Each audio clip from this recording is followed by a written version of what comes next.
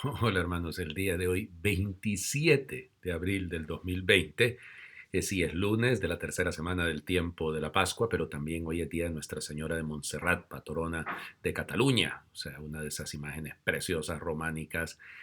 Vamos, esa imagen creo que es del siglo XIII, del siglo XII, y pues mide más o menos un metro, unos 90 y tantos centímetros. Preciosa, es una moreneta, es una morenita, porque precisamente la madera pues es negra y es una virgen, la conocen, ¿no?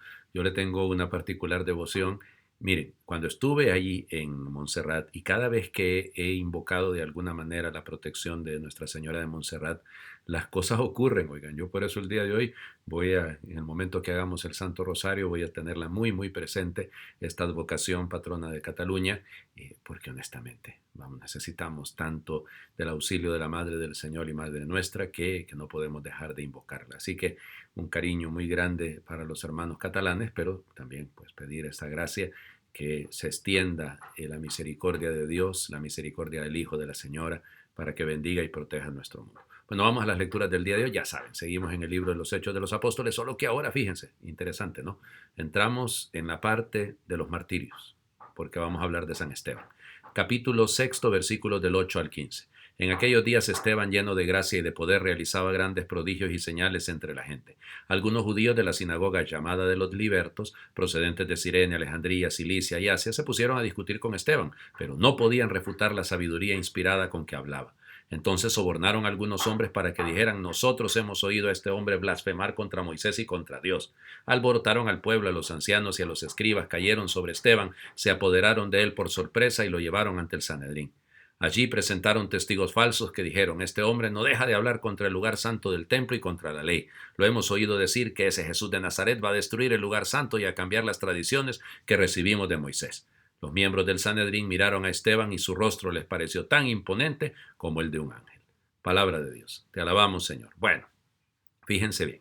Comienza este tema porque el capítulo sexto lo que nos cuenta es cómo los discípulos, al verse sobrepasados por el tema, miren, el tema es un problema de la lengua, realmente es un problema de que la mayoría de los que estaban entrando en la iglesia eran judíos, pero de la diáspora. O sea, eran judíos que vivían fuera de Jerusalén, fuera de la Tierra Santa. La mayoría, igual que hoy en día, siguen viviendo la mayoría de los judíos fuera. Bueno, a ver cómo les estará yendo en Nueva York, porque ahí está la concentración más grande de judíos en el mundo. Y bueno, el tema es que ellos, lógico, tienen una mentalidad más abierta. Y entonces cuando escuchan el Evangelio y comparan la palabra de Dios y la aplican, más fácilmente llegan a la fe. Entonces ellos eran en general de habla griega, entendido que el griego era la lengua que más se hablaba en el mundo en ese momento, ¿no? En el mundo romano. Y entonces fíjense ustedes la importancia del tema.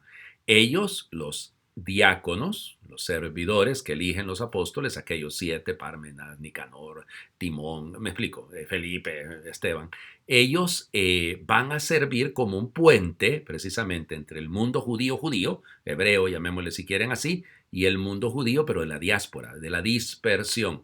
Y entonces por eso las discusiones que tienen cuando hablan de la sinagoga de los libertos, realmente alguno puede interpretarlo como que habían sido esclavos y que ahora no, es que hablan la lengua libre. O sea, de ahí viene realmente el término.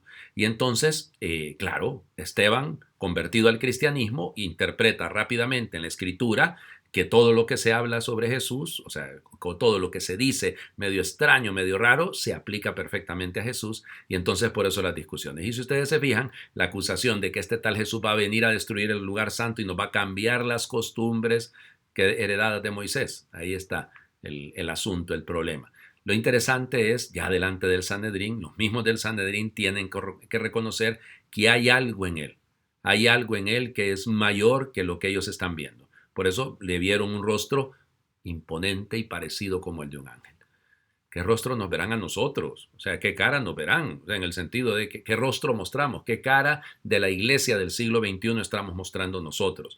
Esa de la capaz de defender la fe, de no vender fácilmente la doctrina, que hay algunos que piensan que, por ejemplo, el ecumenismo, el diálogo con los hermanos separados, significa perder lo que somos. No. Al contrario, tenemos que ser capaces de sostener y mantener, sin ofender, evidentemente sin faltar a la caridad. Esteban defendía lo que creía, pero no estaba ofendiendo a nadie. Y luego ya ven ustedes que tuvieron que pagarle a falsos testigos. Estamos reproduciendo una vez más lo que va a pasar con el Señor Jesús. El Evangelio, ya saben que estamos leyendo en estos días desde el viernes pasado el capítulo 6 del Evangelio de San Juan. Ahora vemos el versículo del 22 al 29. Recuerden, el discurso del pan de vida comienza con la multiplicación de los panes que hemos leído el viernes. El sábado nos detuvimos porque fue la fiesta de San Marcos. Ahí teníamos que haber leído lo de la tormenta. Jesús que camina hacia la barca en medio del mar, pues cuando está aquella gran tormenta.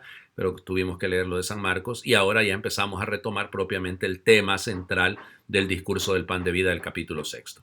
Después de la multiplicación de los panes, cuando Jesús dio de comer a 5,000 hombres, sus discípulos lo vieron caminando sobre el lago. Al día siguiente, la multitud que estaba en la otra orilla del lago se dio cuenta de que allí no había más que una sola barca y de que Jesús no se había embarcado con sus discípulos, sino que estos habían partido solos. En eso llegaron otras barcas desde Tiberíades al lugar donde la multitud había comido el pan. Cuando la gente vio que ni Jesús ni sus discípulos estaban allí, se embarcaron y fueron a Cafarnaúm para buscar a Jesús.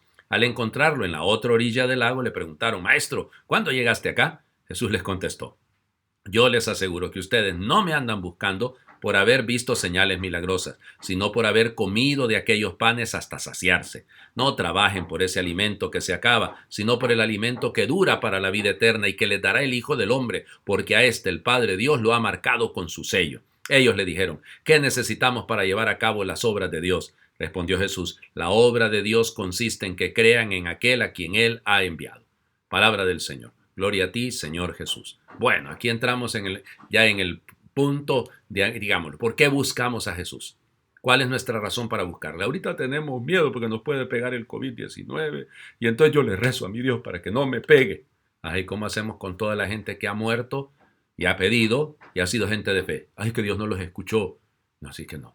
Es que el tema no está ahí. O sea, esa es una inmadurez que tiene que madurar. Tranquilo, nadie se sienta mal por eso. Es decir, es normal y natural que frente a una crisis tan grande como la que estamos viviendo, pues querramos recurrir a Dios. Eso es absolutamente, si lo quieren de alguna manera, es muy humano, por decirlo de alguna forma.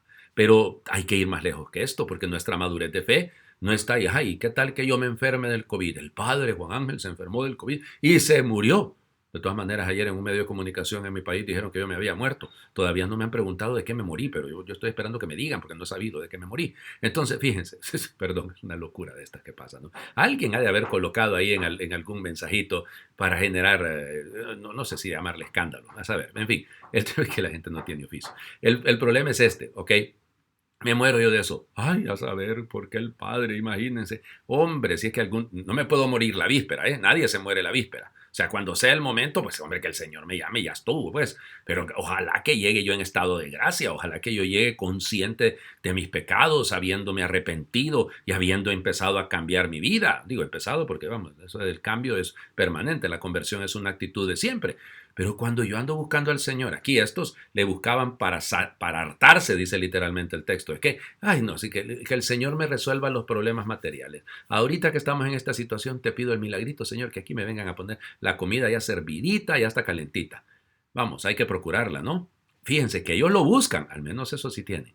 Es esa búsqueda, pero Jesús es claro. Ustedes no me andan buscando, no me andan buscando a mí. Ustedes lo que tienen que hacer, ¿cuáles son las obras de Dios? Miren, que esto es importante, ¿no? Las obras de Dios. ¿Qué es lo que significa actuar según Dios?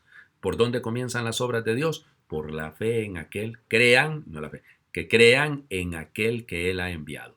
Mire, cuando usted empieza a creerle a Jesús, empieza a confiar en su palabra, empieza a dejarse conducir por ella, empezarán a aparecer las obras de Dios. Porque si usted empieza a hacer cosas que son buenas, pero sin referencia a Dios, pues eso es buenas intenciones, pero no es donde tenemos que llegar. Entonces, son dos cosas las que tenemos que revisar hoy. Primero, ¿por qué busco al Señor? Un poquito de madurez en esto. Revisar si yo no le estoy buscando ahorita en esta crisis. Me he vuelto a Dios Padre por esto, por aquello. Miren, seamos concretos, claros. Está bien que busque usted al Señor, que este le motive, que este sea el punto de partida, pero no se quede ahí, porque cuando desaparezca el miedo por la pandemia, cuando desaparezca la inseguridad que estamos viviendo, entonces vamos a volver a las mismas de siempre y se nos acabó. Entonces el miedo que teníamos no alcanzó para llegar a la verdadera fe. Y segundo, recordemos que es creer en Él, creer en una persona, creer en la persona de Cristo, no en una doctrina, lo que nos salva. Lo que significa las obras de Dios está en eso, lo que implica dejarnos conducir por Él. Oremos. Padre nuestro, que te has hecho siempre amigo inseparable de los hombres, Padre, por ser fuente nuestro, por ser de todos. Danos la alegría de vivir en comunión, en fe, esperanza y amor. Padre nuestro, en nuestras horas de trabajo, no nos dejes caer en la tentación del desánimo. Ayúdanos a seguirte, enséñanos a confiar, por muchas que sean nuestras desganas, haznos sencillos. Por muchos que sean nuestros cansancios, haznos audaces. No nos dejes caer en la tentación de no hacer nada, de cruzarnos de brazos. Ayúdanos a seguir siempre adelante, porque tú eres nuestro Padre. Amén. Que Dios les bendiga y que, por intercesión de Nuestra Señora de Montserrat, alcancemos lo que necesitamos tanto del Señor, sobre todo la salud, el final de esta pandemia. Bendiciones para todos.